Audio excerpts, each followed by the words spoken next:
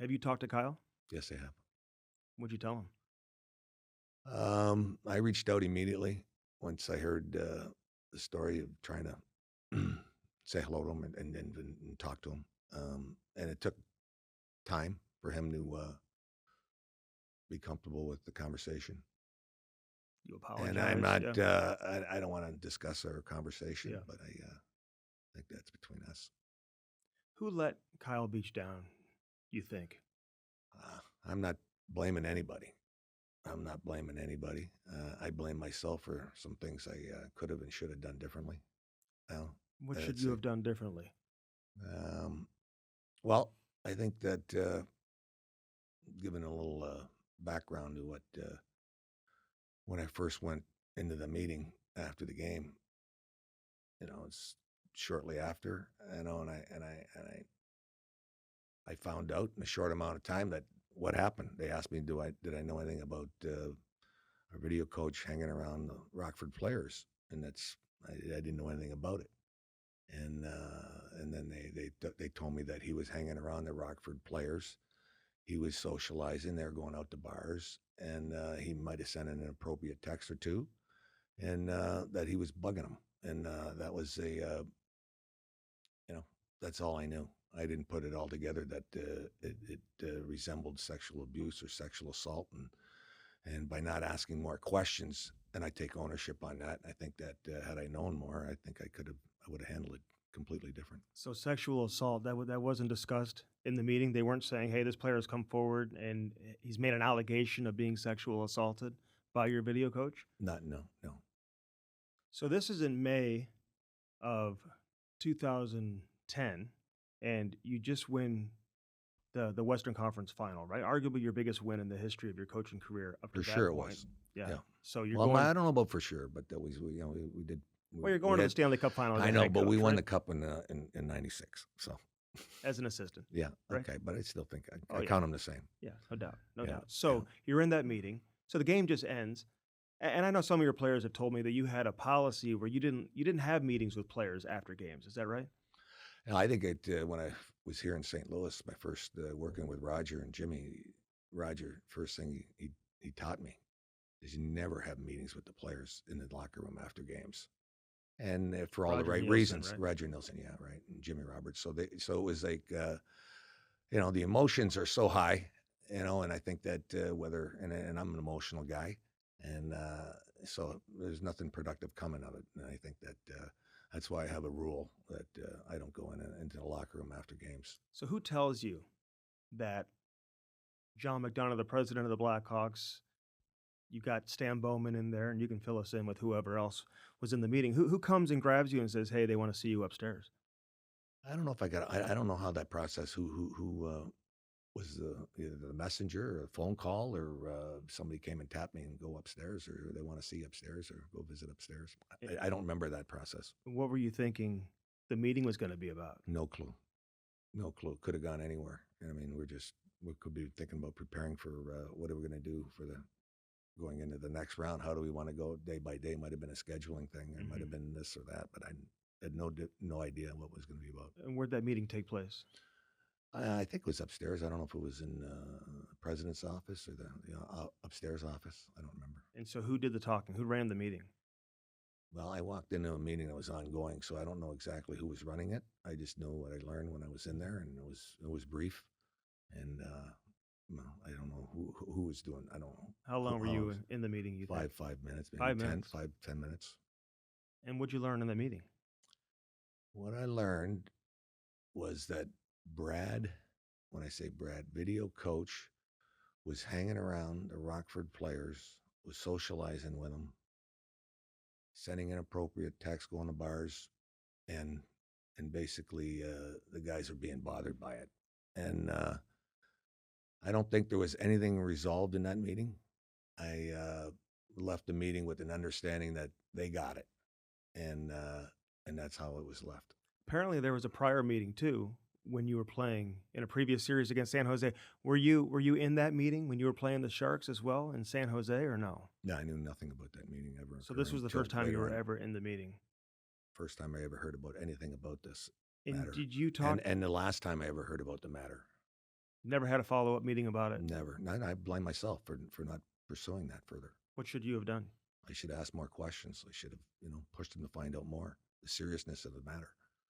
Did Not you ever doing nothing about it was, that's on me. I own it. did you consider getting rid of Brad right then and there? Like, were you comfortable working alongside with him on your staff, knowing what he was being accused of doing, even if it was just sending inappropriate text messages and hanging out at bars with your players? Had I known what I found out when I read that article, it made me sick. I would have had no problem getting rid of Brad. We'd have had no problem getting rid of Brad, and it wouldn't have made a difference one way or the other what was going to happen in the next series. You miss players all the time, and but it was unacceptable. Video coach, he's replaceable, right? Absolutely, where the players are replaceable, we're Mhm. replaceable. Mhm. I think that that was in the spur of the moment. I would have had no problem with that. What was his responsibility as a video coach? What did he Video do? coach is, they get the team. Sometimes they can do some individual clips for guys. They get the coaches what they need for their meetings. They give you highlights in between periods, and some statistics that you're looking for. Everybody's got a different level of authority in different teams and different organizations. I didn't hire Brad, but Brad was there when I got there, and he did his job. So you didn't say, "Hey, Brad, quit hanging out with the players," and what are you doing? You had no conversation with him about that. No, and I think that's my fault because I think that just to give you a little background, the culture around the organization, I think there was I think people knew that the organization had, I'm going to say there's almost like a big divide. I think people, whether they're in the organization, around the organization, maybe even people around the league, Mhm. knowing that there was upper management, there was hockey management, and their coaches. I think a lot of people felt the atmosphere around there. There's a big divide, and for whatever the reasons were, are, I think you. My situation was I had a pretty good idea that I knew what I had to do. I knew what my job was, and that was to stay in my own lane and do my job as a coach. And I think that what I had heard in that meeting didn't qualify. And knowing that had I known a different thing, I knew that my lane, I know when it would have been time to cross it. But these guys, and I'm not blaming anybody, but I mean, the upper management, I had a name for them. I called them the firm, not in a derogatory way at all, but just that the way they did business. It was just a matter of fact, a legal business-like law firm, Mhm. and that's basically what it was. Where you knew your job, you knew your job description, you knew your role, you knew to stay in your lane, and you knew who the boss or the bosses were. Did you watch the interview that Kyle Beach did? I think, yeah, I watched it probably right after the game that night. Yeah, I'm pretty sure he said in the meeting that there's no way you could not have known. Like, what's your response when he says that? Well, I didn't know. That's my, I'll stick with that. When you're in the meeting upstairs, do you feel like others in the room knew more than you did? Well, I think that walking into that meeting, I'm sure there was other things being discussed prior to that, so they obviously knew more than what I was being told. I don't know if they were rehashing what had already been said, but I think that I could have been. But I'm going to say I'm sure there was more. So what they tell you, like you leave the meeting, what are you thinking at that time? Are they saying, "Hey, you just focus on coaching. We're going to handle it. We'll take care of it." Like what are they saying? And specifically, John McDonough, I would imagine he's the most senior leader in that room. What is he saying specifically? I believe that it was just left that it was in their hands and they were going to handle it. And then there's no way that I was even thinking of I don't think I said much in that meeting at all because I was more of a listener. So from And that meeting moving forward, you don't learn more details about his involvement with the player until you read that Jenner and Block report. absolutely. Yeah, it was the first time I heard anything about sexual assault, sexual abuse, and on my way to the commissioner's office. First time I read anything about sexual abuse and sexual assault.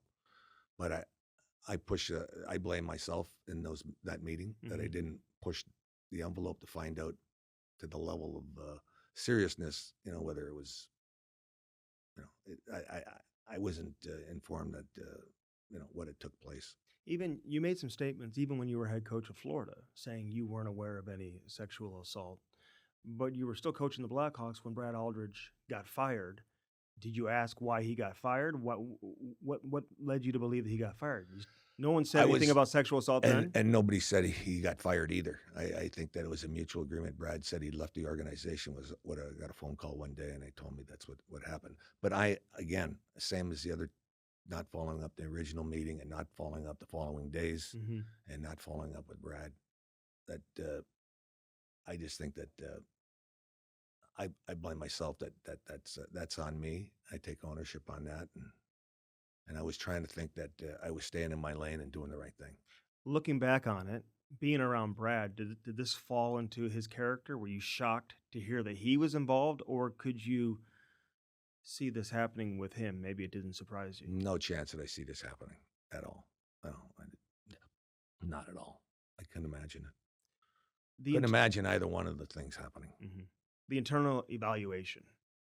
Some people have labeled it a letter of recommendation because he went on and he got other jobs in hockey. I think he was given the option by the organization, too, to have an investigation, which he just chose to resign instead of having them investigate the actual matter, right? So, therefore, there was no formal investigation in terms of his firing. He just essentially resigned. But when you wrote this internal evaluation, what did you know then, and what did you say in the evaluation? Well, I think what you're asking about is basically a false perception of each department head does an annual review of people in his areas, and I had the responsibility of doing the coaches and the trainers and maybe one or two others. And in that year, I can recall, and it's just for internal, for the HR and the management, and it's for their information. And I basically had generic lines for them, knowing that everybody had a good job, did a good job, and I knew nothing about what went on with Brad at all. So it was just, just doing my thing. What have your players told you, specifically those that played with the Blackhawks at the time? Did they know? No, they didn't know. Most of the ones I've talked to, nobody knew. Brent Sopel has come out and said players knew. You don't believe they did know. And the players you've talked to have said, we didn't know anything. They didn't know. Some of them might have known. I didn't know.